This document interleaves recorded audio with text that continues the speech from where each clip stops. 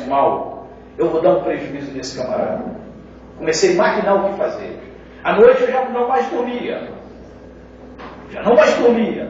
Eu ficava ali de casa pensando, olha, eu vou procurar saber onde ele estacionou o carro, vou pegar uma estopa com redutor, ensopar a estopa com redutor, esfregar na pintura que vai escangalhar a pintura toda.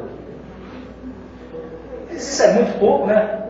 Não, eu tenho um amigo que é conhecido nosso, colega desde criança, né? Por nome Wagner.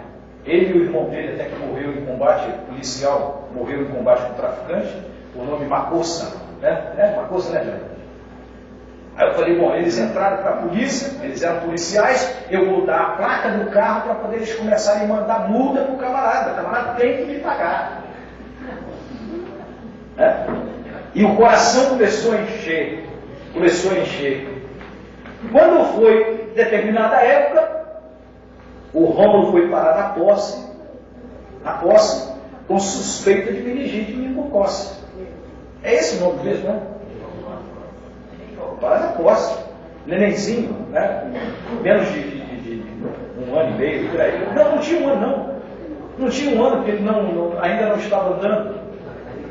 E eu fiquei desesperado. Ligaram para mim, eu no serviço, eu vim desesperado. Não aceito essa doença do meu filho, não aceito. E passou numa terça-feira, minha irmã Ângela estava com o Rômulo no corredor. Se você chegar na casa onde minha irmã mora, que eu morava, tem um corredor de uns 20 metros, e ela estava na rua com o Rômulo, doente, mal mesmo, nessa condição, no colo. E eu estava indo para a igreja, que eu ajudava numa congregação, lá no Morro das Pedreiras, lá em Acari. Eu saía de Belco Roxo para ajudar lá, subir aquele morro a pé tudinho, passando por meio de traficante, essas coisas assim, lá em cima, lá no Chapadão, na igreja lá, ajudava. Eu não ia para lá porque eu era um pastor, não. Às vezes, quando eu falo aqui na igreja, irmão, eu faço isso, aqui e tal, mas eu não faço isso agora porque eu sou pastor, não, porque lá eu não era pastor, eu era diácono, eu ia para lá para ajudar. Eu ia para lá para abrir a igreja às 5 horas da manhã, aos domingos, para o culto matutino, para orar. Eu chegava lá primeiro porque os irmãos que moravam lá. A igreja, nós abrimos a igreja às 5 horas, dobrávamos o joelho, orávamos até às 6, 7 horas, estudo de professor da escola dominical, acabava, dava a escola dominical, depois fazia evangelismo, voltava para a congregação, comia pão com tobe, pão com mortadela e tobe, que era o almoço, ficava lá para poder fazer ar livre, e depois do ar livre, no culto de noite, e chegava em casa 2 horas da manhã, porque não tinha carro. Hoje em dia a gente fica pensando, né? Eu tenho que ir embora, porque amanhã eu tenho que acordar cedo. Eu acordava 3 horas da manhã também. Acordava, mas vamos voltar ao Rômulo.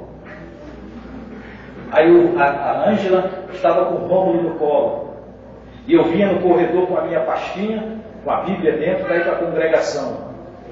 Aí no meio do corredor, o Espírito de Deus falou no meu coração: impõe as mãos sobre ele e ora. E eu coloquei a mão sobre o Rômulo e orei: Senhor, o meu filho está nessa condição, eu não sei o que fazer. Os médicos, pela mesma forma, não tomam uma decisão. E Deus colocou no meu coração para que eu orasse por ele.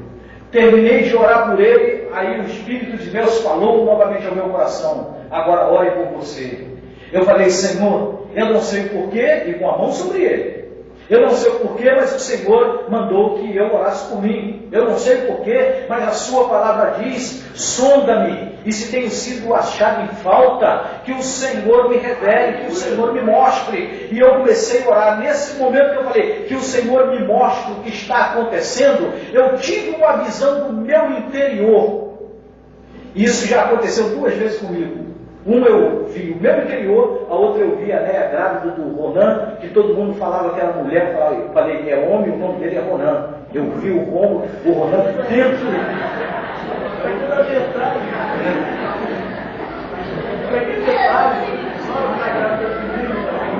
Não deixa o detalhe.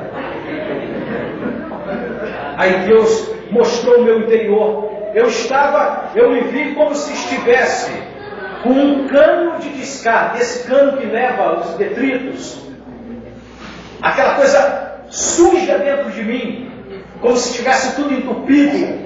E eu falei com Deus, e sabe o que aconteceu? Nesse momento que eu orei, o Senhor falou assim: olha, isso que está acontecendo é porque você está maquinando praticar o mal com uma pessoa que lhe deu prejuízo. Enquanto você não a perdoar, o mal vai permanecer sobre você, sobre a sua casa. Eu falei: Senhor, não será esse dinheiro que vai me fazer nem mais pobre, nem mais rico. Ele está perdoado, a dívida está cancelada, assim como o Senhor cancelou a minha dívida ali na cruz do Calvário, seu filho ali na cruz do Calvário. Essa dívida dessa pessoa está cancelada. Na mesma hora eu pude perceber que alguma coisa saiu de dentro de mim.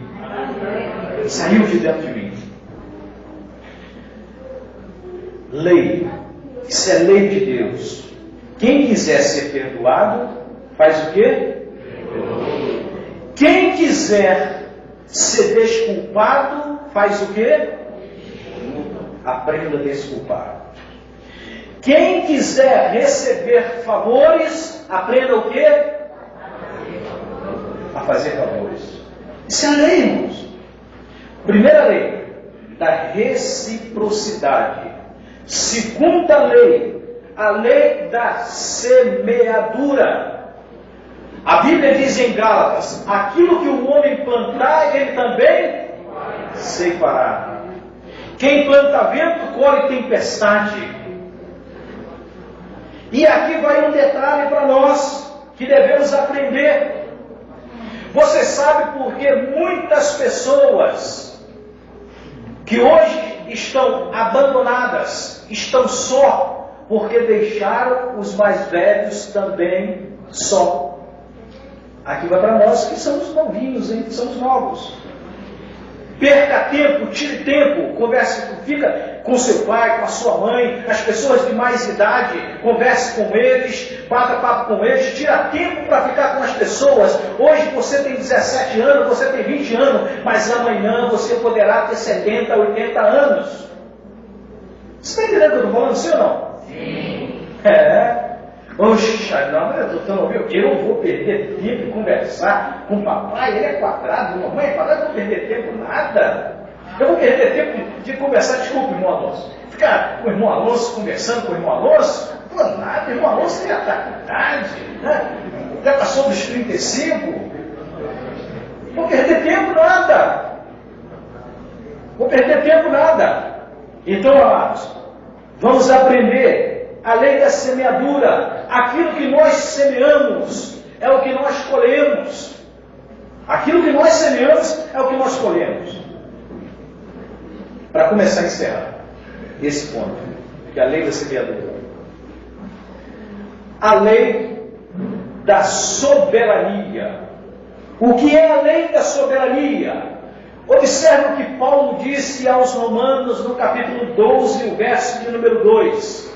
Não te deixes vencer o mal, mas faz o quê? Vença o mal com o quê? Com o bem. Praticar o bem. O bem deve sempre prevalecer. É mandamento. Tem pessoas que acham que mandamento é só não roubar, não matar e não adulterar. Olha só, mandamento. Aquele que sabe fazer o bem e não faz, comete o quê? Pecado. É mandamento, queridos. É mandamento. Praticar o bem, aquele que pratica o bem não entra em condenação. E aqui vai um detalhezinho para nós, acerca do relacionamento. Acerca do relacionamento. Existem alguns diferentes níveis de relacionamento. Diferentes níveis. E eu gostaria que você prestasse atenção nisso. Porque isso faz importância, irmãos. Nós vivemos em sociedade.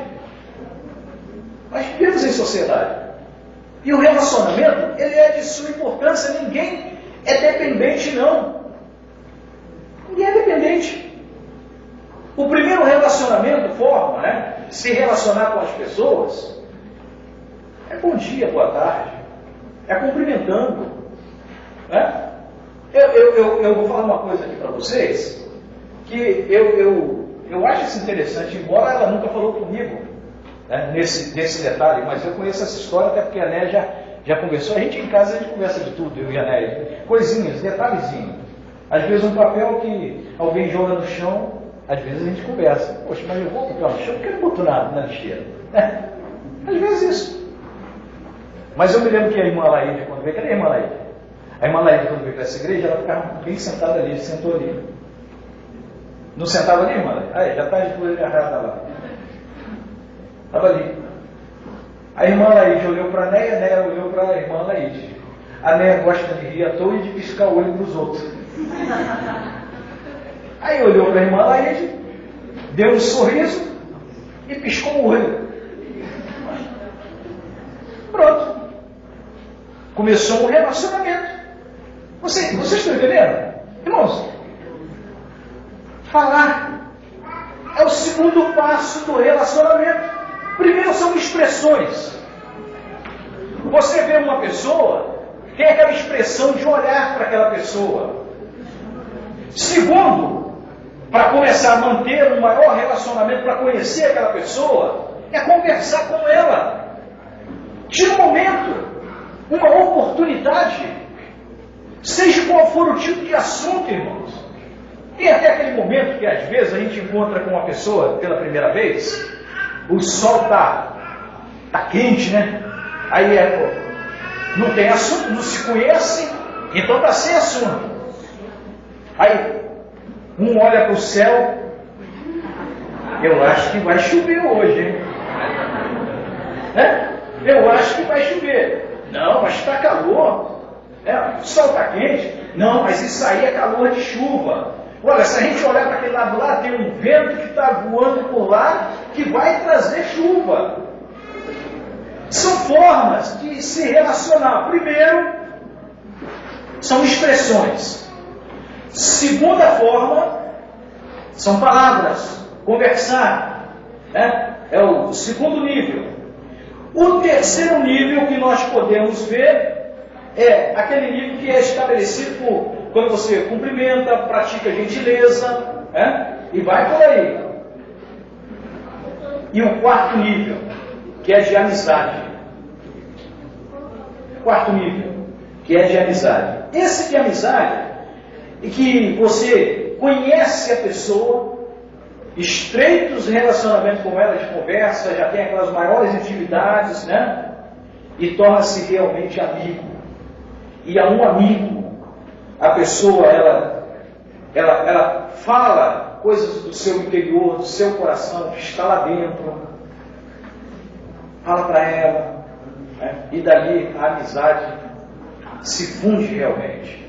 Existem mais algumas coisas, mas eu quero falar de um relacionamento que nós devemos buscar a todo instante, a todo momento, que é o relacionamento com Deus.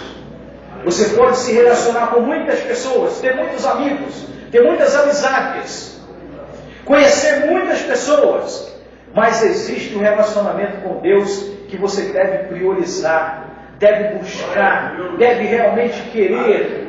E isso aí, esse relacionamento, nós só encontramos através da oração, através da leitura da palavra de Deus, da meditação. É esse relacionamento que nós buscamos com Deus, o conhecimento dele é que vai aprofundar esse relacionamento.